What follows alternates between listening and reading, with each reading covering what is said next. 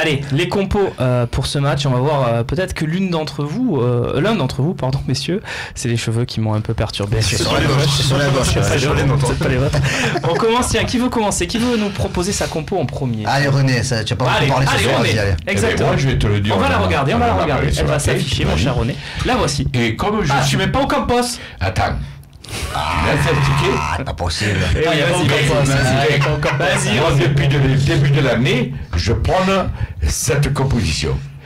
Hier, ça fait 2-3 matchs qu'Ocampos est très bon, ça aussi, mais j'oublie pas quand même que Germain a fait un début de saison extraordinaire.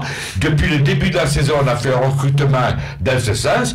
Oui, j'aurais pu faire comme certains. Ouais, Ocampos il faut, alors qu'il y a 3 mois, il le tuait. Oui, mais Ocampos, il le faut. Moi, j'ai jamais tué Ocampos, mais aujourd'hui, j'ai mis ce compo. Je suis un peu dans le doute, c'est ça que je dis. Je préfère être à ma place Cristiano de Garcia. Mais je reste fidèle à ma compo du début de saison. Tu le prends quand même dans les 18 au Campos? Oh putain, ne colle pas, quoi. Ça va, rigole, René. Par contre, tu joues en 4-4-2 donc. Ah oui. 4-4-2, ouais. Alors après, le mec, il me dit, putain, mais comment tu fais des dégueux? Je fais comme j'ai envie. Voilà, avec les joueurs que j'ai envie. Et toi, tu veux le voir, ce Mitroglou Germain? Absolument. Effectivement. Et depuis le début, je le réclame. Les mecs qui écoutent la minute et les toys, ils peuvent dire, oui, c'est vrai. Qu'est-ce qu'il y a, Karim? Non, je dis, on les verra, mais sûrement pas sur ce match. Pas sur ce match. Tiens, on va voir la tienne, Karim. Non, mais on parle de l'équipe, et je pense que tu as voulu dire qu'il faut les voir comme juste pour observer celle de René, celle de René, c'était quasiment celle de l'OM l'an dernier, puisque Maxime Lopez jouait très proche de Bafétim Gomis en fin de saison mais sur le match contre le PSG. Sur le match de Paris. C'était NJ ça avec en pointe. Peut-être c'était NJ donc et Maxime Lopez qui jouait quasiment deuxième attaquant. Je te ferai remarquer que j'ai pas Maxime Lopez, que je sais que pourtant si je l'aimais bien, comme me disait. Ah mais tu peux pas mettre 15 euros. Non mais tu as mis ton gâté. Allez, le 11 de Romain Calucci et de Karim Attab, puisque c'est le même, messieurs. J'ai eu la surprise de découvrir, vous aviez exactement la même proposition. C'est normal, on a préparé l'émission ensemble. Vous pouvez noter quand même on va laisser Karim en parler quand même. Non, tout simplement, j'ai une petite interrogation quand même, parce que le match d'Ayman Abdenour ne m'a pas totalement rassuré hier. Non mais c'est vrai. Et du coup, alors je me dis, si on avait pu mettre, parce que moi je suis pas comme Tony Cellier, je mets pas des hoods partout. Donc j'ai fait un choix. Parce que oui, j'ai fait un choix.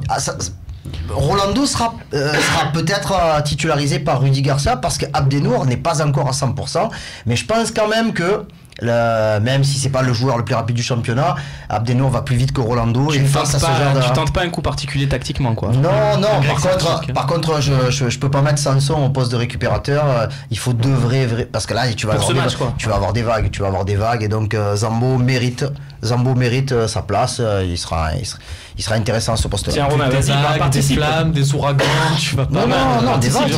Non, celle de Romain, on reste sur celle-là. Romain, toi, pourquoi tu choisis cette composition aussi? Moi, je choisis cette composition parce que les derniers matchs à Monaco contre Paris l'an dernier, Rudy Garcia a tenté des coups et ça n'a absolument pas marché. Donc moi, je serais d'avis de dire on s'en sort dans ce système, on a des repères dans ce système, focalisons sur nous, essayons de jouer nous, de ne pas se préoccuper des autres, et voilà, essayons de jouer. C'est un système sur lequel tu as des bases défensives. Voilà, c'est un système sur lequel tu as des bases, où les joueurs savent ce qu'ils ont à faire, on va pas les avoir un peu perdus. Mais Abdenour quand même. Oui, je suis comme Karim, j'hésite beaucoup, mais je pense que je laisse Abdenour parce que je me dis, Rolando, on sait entre guillemets qui va couler. Abdenour, il y a peut-être la surprise qui progresse par rapport au dernier match. Ouais, mais en fait déjà, il faut la composition par rapport au match d'hier des joueurs comme ils ont joué hier. Non, Abdenour, c'est parce que c'était son premier match. Il a joué hier. Il y a 15 jours, tu aurais mis au Cap. Non, je te parle il y a 15 jours. Tu aurais mis au Campos, Abdenour, tu aurais mis. Ne me dis pas que tu aurais fait ce compo il y a 15 jours, 3 semaines. Pour moi, c'est mon équipe type de la saison, ça. Chacun son avis, René. Parce que toi, tu nous mets Germain, il a marqué que contre Ostende et Gonzales. Donc il a l'OM. Massacré au Campos depuis le début de la saison. Mais René, il s'est fait massacrer jusqu'à la fin du mois d'août. Là, depuis, on est le 20 octobre. Ça fait quasiment 2 mois qu'il est bon. On va sortir la jurisprudence César Azpilicueta. Un mec arrive, il est nul. On a quand même le droit de dire qu'il est nul. Après, il devient bon. On a quand même le droit de dire il est bon. On n'a pas dit toute sa vie il sera nul. Il y a des gens qui ont dit, par exemple, je mange un rat s'il est sélectionné avec l'équipe de France. Moi, j'ai jamais dit je vais manger un rat si Ocampos il fait un bon match. Qui c'est qui a pensé Qui a pensé que Azpilicueta était mauvais au début? Si, beaucoup. Oui, il était mauvais. Ressentez le temps que j'étais là-bas, j'ai dit, messieurs, on a fait une excellente recrue. J'étais le seul à le dire à Nathalie, j'avais raison. On peut regarder peut-être celle de Tony Sellier, puisqu'il c'est quasiment la même. Hein. Et non, mais on met des où? Car il y a du Rolando déjà. C'est quasiment la même. Continuité sur ce plateau.